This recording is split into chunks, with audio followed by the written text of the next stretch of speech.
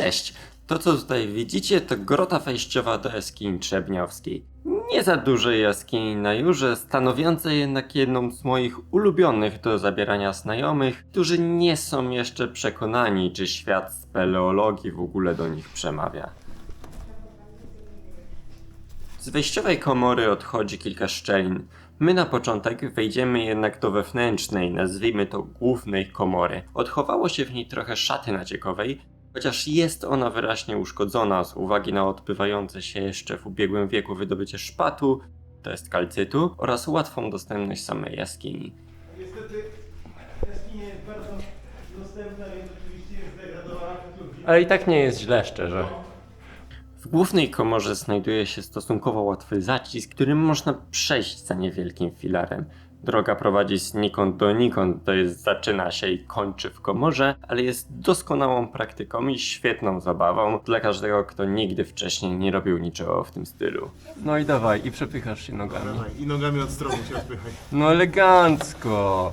Jak wyczynowiec. Z sali przejdziemy teraz do jednej z ciekawszych części całej tej jaskini. Otóż, przechodząc przez kilka progów we wznoszący się stromo korytarz, czy też bardziej komin, zauważymy liczne nacieki grzybkowe oraz polewy, widoczne zresztą na samym nagraniu. Dobra, czekamy na was tutaj. Już takiego wcześniej. Śmieszne.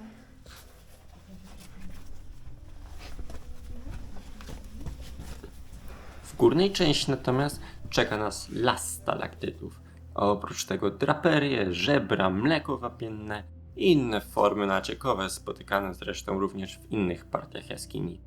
Uszkodzenia wywołane ludzką działalnością są tutaj niestety widoczne, głównie pod postacią połamanych stalaktytów. Dawniej jednak miejsce to było z pewnością jednym z najpiękniejszych na Jurze i do dzisiaj pozostaje bardzo urokliwe. Pod kominem zauważamy natomiast, że ciągną się tutaj długie żyły szpatu. Praktycznie cały początek ściany zbudowany jest z pokrytych błotem kryształów. Tak no. Ej, de facto jak oni tutaj wydobywali szpat, to ja nawet nie wiem, czy tutaj nie może być de facto, to mogło być wydobyte tutaj. Mogło być wydobyte, wiesz, po prostu w ramach górnictwa. Mogło. Hello. Wyczołgujemy się tymczasem na zewnątrz do początkowej komory i przez łatwy próg wchodzimy w kolejne przejście.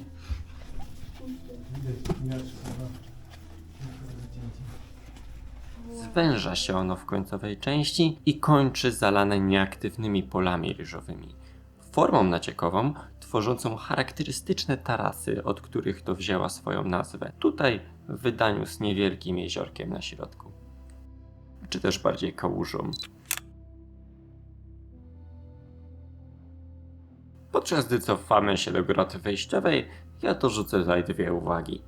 W szerokokątnej kamerze co prawda nie jest to dobrze widoczne, ale w trakcie naszej wycieczki znaleźliśmy wiele świeżych oznaczeń punktów pomiarowych. Najpewniej jest to pozostałość po niedawnych ćwiczeniach mapowania jaskiń organizowanych przez Polski Związek Alpinizmu. Zauważyliśmy też, że jedno z dawniej zasypanych badylami przejść zostało oczyszczone. Także gdy reszta zespołu poszła zwiedzać ciekawszą szczelinę bliżej wejścia, ja zsunąłem się sprawdzić, czy zwężająca się szczelina nie do przejścia dalej jest nie do przejścia, tak jak była oznaczona na mapie, czy może coś się zmieniło. Tak więc po dłuższej chwili nikomu niepotrzebnego cierpienia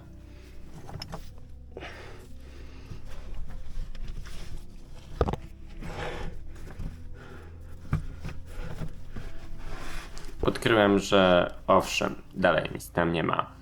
Wróciłem więc z kilkoma nowymi śniakami do reszty ekipy, która dobrze się bawiła beze mnie, wisząc do góry nogami i odkrywając nacieki czające się w szczelinie.